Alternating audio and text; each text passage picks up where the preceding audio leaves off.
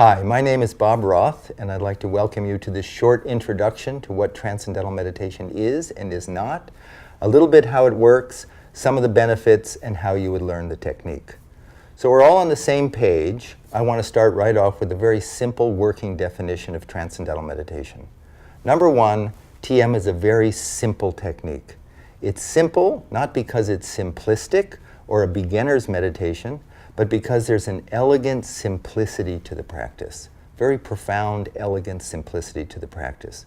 Number two, it's natural. There's no manipulation, there's no suggestion. Every human being can practice Transcendental Meditation as well as every other human being. Very simple to learn and very enjoyable to practice. Number three, it's effortless. Effortless in contrast to many other meditation techniques which involve concentration or control of the mind, trying to clear the mind of thoughts. This is completely effortless, as we'll see in a few moments. It's practiced 20 minutes twice a day, sitting comfortably in a chair with your eyes closed. It can be done, on a train. It can be done on an airplane. It can be done in a car if someone else is driving. But it can be just done, it's just done sitting comfortably. It's a silent technique with your eyes closed. And this is what it's not. It's not a philosophy. I have no philosophy for you. When you learn Transcendental Meditation, no one's going to give you a TM philosophy of life. There's no philosophy whatsoever. It doesn't involve any change in lifestyle. You don't change your diet or anything. And the third thing is there's nothing to believe in. I want to emphasize that because sometimes people think, oh, when I learn to meditate, I have to believe in it for it to work. You can be 100% skeptical and the technique works just as well, the benefits are just as profound, as if you went into this thing thinking, oh, I believe in meditation, it's going to work. So there's no belief whatsoever. So to understand what Transcendental Meditation is, and to understand how it compares to other forms of meditation or self-development, I like to use the metaphor or the analogy of an ocean. You're on a small boat, you're in the middle of the ocean, out in the middle of the ocean, and all of a sudden you get these huge swells, these huge 40, 60-foot high waves, and you could think, oh my God, the whole ocean is in upheaval. Well, not really, because if you do a cross-section of the ocean, you see these little 40-foot high waves, and the ocean is like, in reality, a mile deep. And the ocean is active on the surface, but at the depth of the ocean, it is naturally silent. And it doesn't matter if those waves are 200-foot high waves. At the depth of the ocean, untouched, it is naturally silent. That's the nature of the ocean. Active on the surface, silent at its depth. And the analogy is our mind. The surface of our mind is the active thinking mind. All the things that we're thinking about all during the day. It's like the waves on the surface of the ocean. And I like to call it the gotta mind. I gotta do this, and I gotta do that, and I gotta call him, and I gotta call her, and I gotta make a list, and I gotta find the list, and I gotta make a new list, and I gotta get going, and I gotta slow down, and I gotta get to sleep, and I gotta wake up. I'm sure everybody's had a gotta mind at some point. And there's a natural inclination, a natural desire to have some inner calm, some inner clarity, some inner focus, some inner inspiration, some inner peace, some inner happiness. Natural. And the operative word there is inner. And the question is, where is that inner, and how do we get it? How do we get there? Deep within every human being, the mind of every human being, deep within all of us, is a level of the mind that is already calm, already settled, already wide awake. The ancient meditation texts use very big words. They say it's a source of our unbounded creativity, unbounded intelligence, happiness, focus, clarity. It's there. It was there. If it's there, it was there yesterday, it's there right now, it'll be there tomorrow. We've just lost access to it. We're stuck up here. We're stuck up on the surface gotta level. And Transcendental Meditation is a simple, natural, effortless technique that allows the active thinking mind to just, all of it, to just settle down and experience quieter levels of thought and quieter levels of thought, and then experience what has been called the source of thought, or the unified field of consciousness, or transcendent level of the mind, pure consciousness, within every human being. Now here's a question. How do we know during transcendental meditation that that's actually happening? How do we know something substantive is taking place? That we're not just imagining this? And we know from science. And why do we know from science? Because we know from science mind and body are not just interconnected. In many regards, mind and body are basically one. And if it's true that during transcendental meditation, your mind is just effortlessly, comfortably settling down, experience quieter and quieter levels of the mind, and then experiencing that source of thought, it must show up in a very profound and dramatic way during the meditation, and it must show up in the body. And I'm not going to go into all the details here. This is just a quick survey, but you can go to tm.org. You can, on this site, you can go to all the research that's been done. But basically what the research shows is that during transcendental meditation, your body gains a state of rest and relaxation in many regards deeper than the deepest part of deep sleep.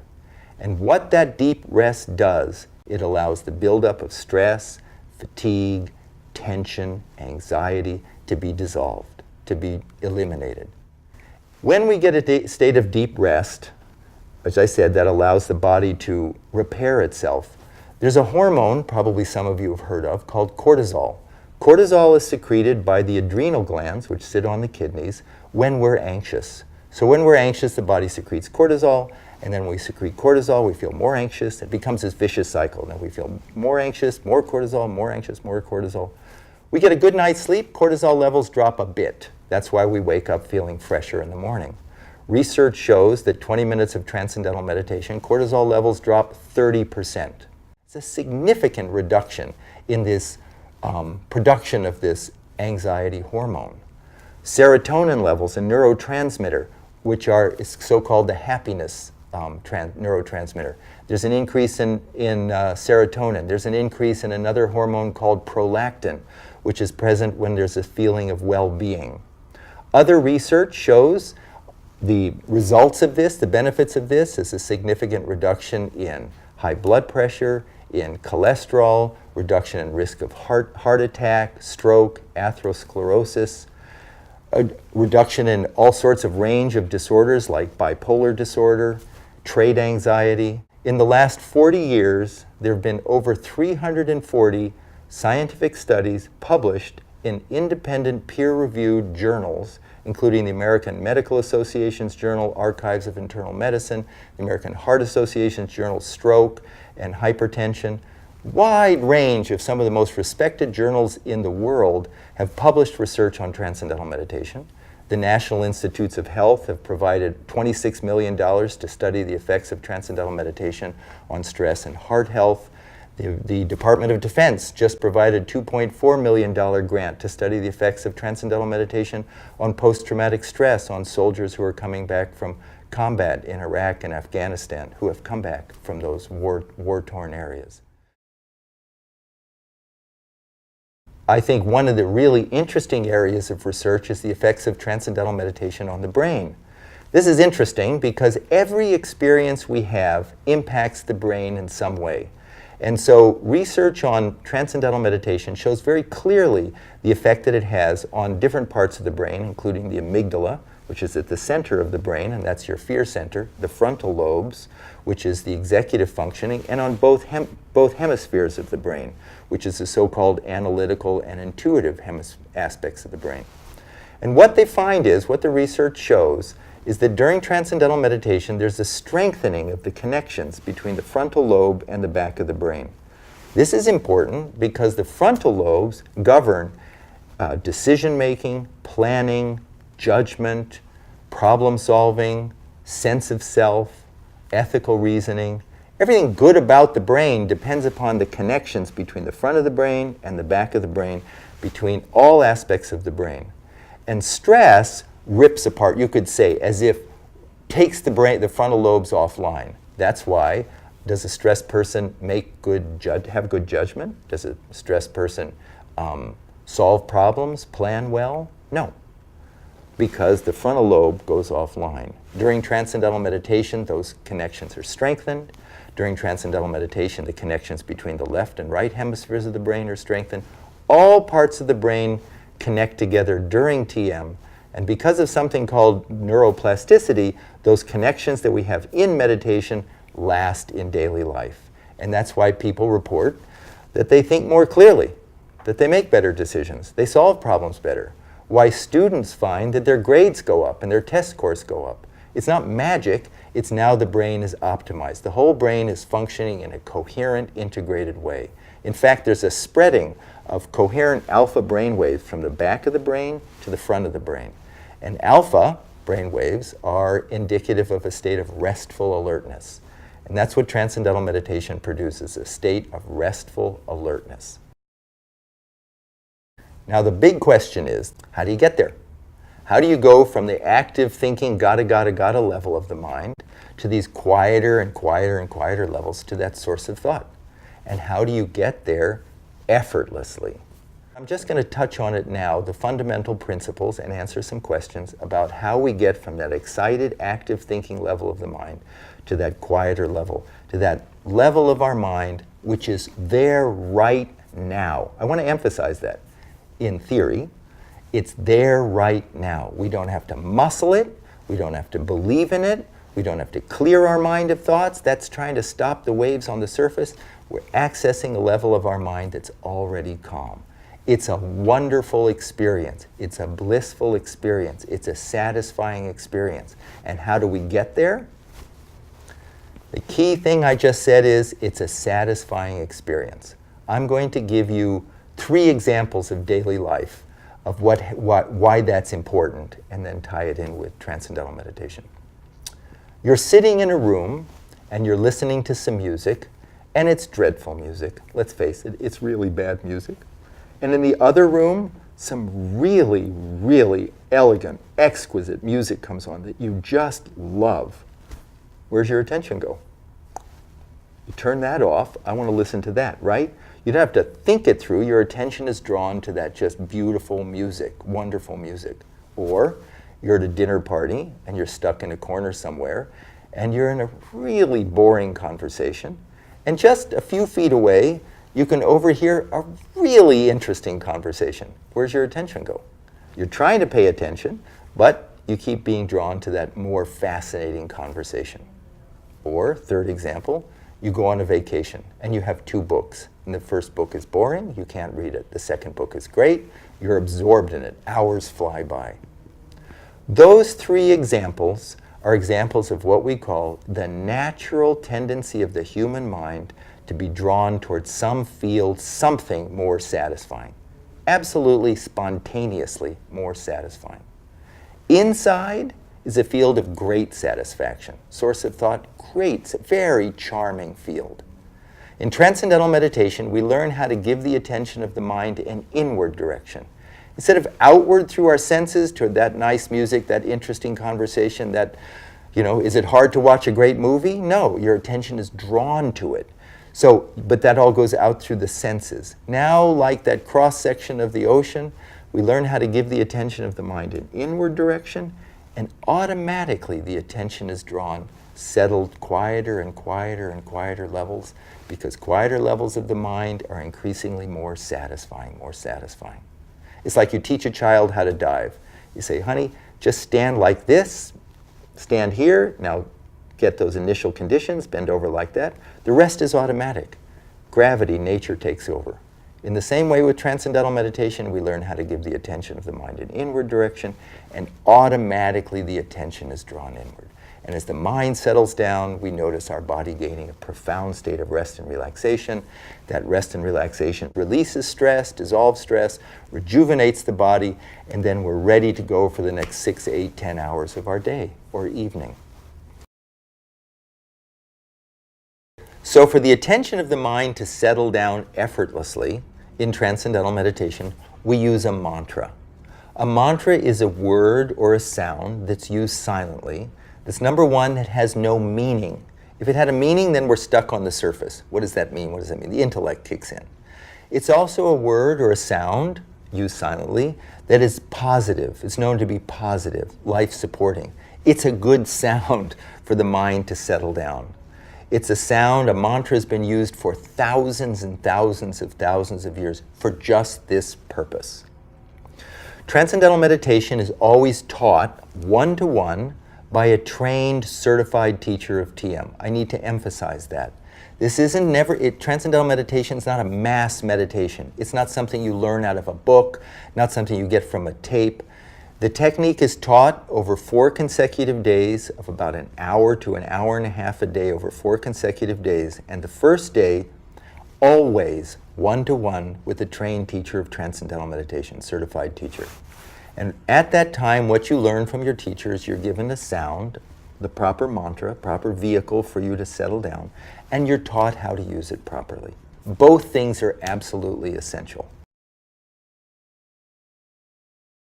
This meditation dates back thousands and thousands and thousands and thousands of years. It predates all the isms. It's not a religion. It's not a philosophy. It's a universal human being practice. And from that tradition of Transcendental meditation, called the Vedic tradition of teachers, it has been passed on from teacher to student, teacher to student, teacher to student, always in an oral tradition over thousands of years. And the most recent great meditation teacher was Maharishi Mahesh Yogi. And Maharishi proceeded to teach and oversee the teaching of thousands and thousands of teachers of Transcendental meditation who know how to select the proper mantra, the proper sound for an individual, and how to teach them to use it properly. Without both, you basically are stuck. With both, then we know how to effortlessly settle down and experience quieter levels of thought, completely rejuvenate mind and body for a much healthier, more satisfying life.